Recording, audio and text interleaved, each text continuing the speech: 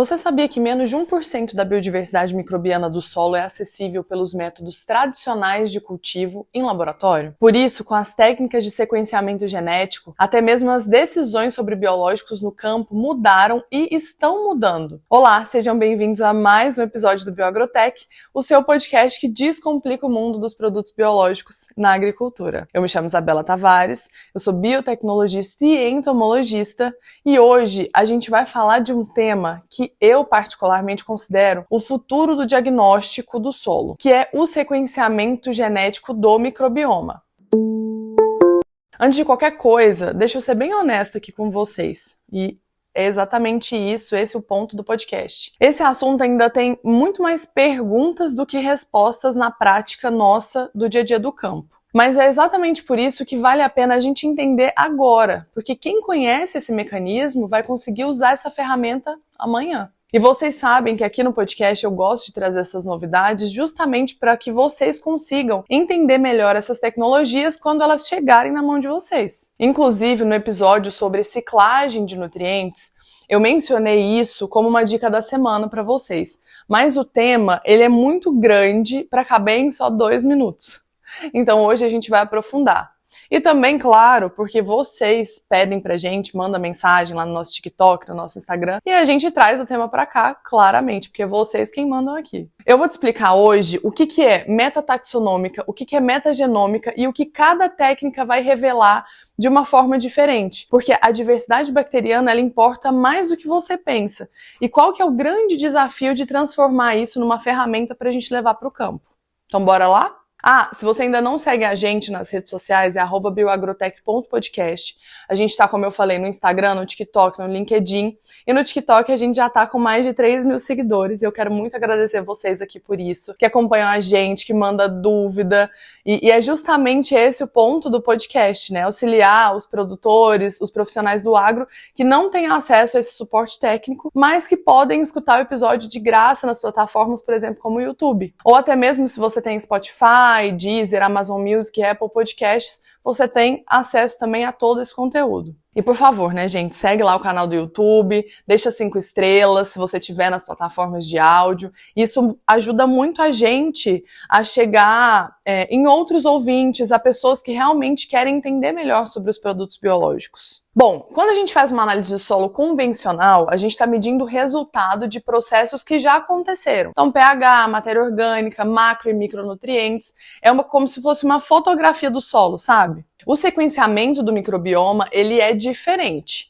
Ele te diz quem é que está vivo naquele solo agora, quais são os micro-organismos que estão presentes, dependendo da técnica que for utilizado, claro, e o que eles estão fazendo e até mesmo o que eles têm a capacidade de fazer. A ideia central é que o solo, ele não é um substrato físico-químico, ele na verdade é um ecossistema. É a saúde desse ecossistema que depende da diversidade da composição, né, da comunidade microbiana em si. E várias pesquisas têm mostrado, e esse é um dado que me chamou muita atenção, que os solos com maior diversidade, por exemplo, bacteriana, tendem a apresentar menor incidência de certas pragas e doenças, incluindo nematóides, por exemplo, que é um grande problema nosso da agricultura. E não, gente, assim, por magia, né? Na verdade, porque as comunidades, elas se conversam ali no solo, geram mais resiliência, mais competição, mais supressão natural. E isso vai mudar a nossa lógica de diagnóstico, porque em vez de a gente perguntar o que esse solo tem de nutriente, a gente vai começar a perguntar o que esse solo tem de vida e o que essa vida está fazendo aqui, como é que ela pode me ajudar no dia a dia. Quando você lê sobre sequenciamento do microbioma, provavelmente você vai esbarrar em 2 termos. E a confusão desses termos é muito comum, então por isso que eu quero trazer aqui para vocês. O primeiro termo é a metataxonômica, que é uma técnica que responde pra gente quem é que está aqui no solo. Ela faz isso sequenciando um gene marcador que normalmente é o 16S-rRNA, que é o RNA ribossômico, para bactérias e para arqueias, ou ITS para fungos. Esse gene, ele funciona como se fosse um RG do micro-organismo, e a partir dele dá pra gente identificar as famílias, os gêneros mais comuns que estão ali naquele solo específico. É uma técnica um pouco mais barata, mais rápida e com uma quantidade muito grande de banco de dados que a gente já tem hoje para comparar. É muito boa para essas perguntas. Será que esse solo tem uma comunidade diversa? Tem grupos funcionais importantes trabalhando aqui para fixar fixar nitrogênio, por exemplo, solubilizar fósforo, ou até mesmo algum micro-organismo supressor de doença ou praga. Já a metagenômica, ela vai um pouco além. Ela é o sequenciamento total do DNA presente nessa amostra, de todos os organismos que estão ali. E ela responde, o que a gente tem capacidade de fazer? Aqui a gente não olha só quem está presente, mas quais genes funcionais esses micro-organismos estão carregando ali, naquele DNA. Um gene de nitrogenase vai indicar um potencial de fixação de nitrogênio. Um gene de quitinase vai ajudar a indicar no potencial de degradação da parede de um fungo. O gene ACC-deaminase, ele vai indicar se tem redução de etileno, né, nas condições de estresse ali da planta. A metagenômica é um pouco mais cara, mas ela entrega algo que a metataxonômica ela não consegue, o potencial funcional do microbioma. Mas o que é isso, Isabela? Na prática, a maioria dos estudos aplicados ainda usa a metataxonômica, mas a metagenômica já começa a aparecer em pesquisas mais avançadas. E eu sei que tem algumas palavras difíceis nesse episódio que a gente está falando hoje, mas eu só quero que fique na cabeça de vocês duas coisas. A primeira é, metataxonômica responde quem está ali na amostra do solo. E a metagenômica vai mais a fundo, que ela quer entender o que esses micro-organismos que estão ali são capazes de fazer e auxiliar no solo. Entendeu?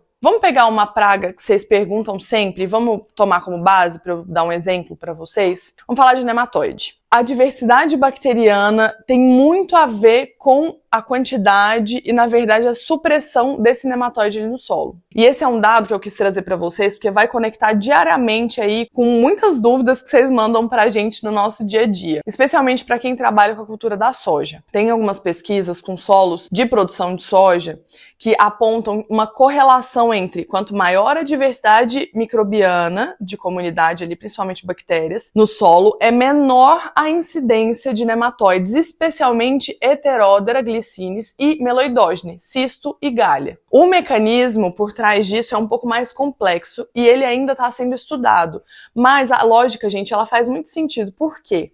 Os solos com comunidade microbiana mais diversa têm grupos com potencial antagonista, ou seja, tirar aquela praga dali. Isso inclui bactérias produtoras de enzimas que vão degradar ali os juvenis, né, e os adultos, e eles vão competir por nichos específicos de recursos, comida mesmo, né? Comida. O grupo que induz essa resistência sistêmica na planta precisa estar em maior quantidade. E a diversidade sozinha, ela não vai matar o nematóide, mas ela vai criar um ambiente hostil para ele se proliferar, se multiplicar de forma desenfreada, que é o que a gente vê no campo. E isso tem uma implicação direta para quem usa biológico, porque o uso de inoculantes bem formulados, de biofertilizantes, de biopesticidas, pode atuar justamente no sentido de aumentar essa diversidade e essa comunidade microbiana. O grande desafio da análise descritiva, que é essa ferramenta de campo. E aí eu quero falar para vocês de uma grande questão. O sequenciamento do microbioma, ele ainda é principalmente descritivo, ou seja, ele te diz quem está lá e o que pode estar acontecendo. Mas ainda tem uma distância muito grande entre a gente saber o que realmente ele vai fazer a partir desse dado. Algumas perguntas que ainda não têm resposta, por exemplo, qual é o microbioma ideal para o solo de cerrado? E para a cana, lá no litoral do Brasil? E ainda não tem um banco de dados que dá referência pra gente, um banco de dados mais robusto, claro, para todas essas condições brasileiras, porque a gente sabe que nós temos vários biomas aqui. E quando a análise indica uma baixa diversidade, qual que é a intervenção mais eficiente, por exemplo? Qual que é a cobertura do solo? Qual inoculante que eu tenho que usar? Eu tenho que fazer rotação de cultura? A redução de fungicida é necessária? Com que frequência eu preciso repetir a análise? E essa questão, que eu gosto sempre de comentar também, e eu quero trazer para vocês, eu falo muito sobre isso nas consultorias, nas mentorias, porque esse tipo de análise é muito importante, mas o patógeno ele pode estar ali geneticamente, a gente vê na análise, mas talvez não fenotipicamente. O que isso quer dizer? Quer dizer que talvez vocês tenham visto, né, na faculdade, aí eu não lembro se vocês já viram, que fenótipo é igual genótipo mais ambiente. Por isso, muitas vezes, na análise, pode constatar que geneticamente ele está ali. Mas no campo não tem nenhum sinal dele. E esse tipo de problema pode ser porque ele ainda não foi expresso. Porque falta uma temperatura, uma umidade ideal para ele, nas condições do solo que o patógeno precisa para se estabelecer. Então, o monitoramento, o histórico da área é tão importante quanto fazer essa análise genética.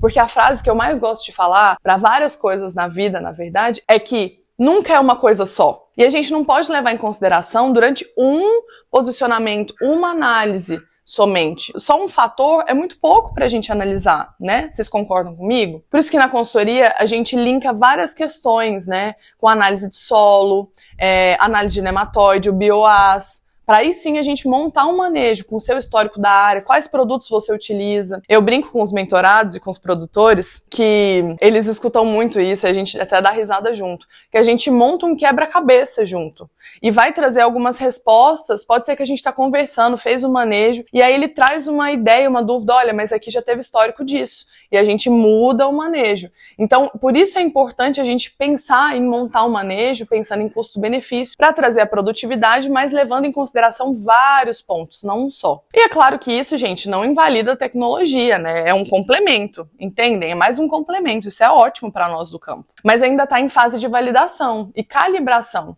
para que a gente possa usar de uma forma mais prática no campo. E tem uma outra questão que está entrando aí para facilitar essa avaliação, porque é muito dado, que é a inteligência artificial. A quantidade de dados gerada num único sequenciamento de microbioma é assim, gente, gigantesca.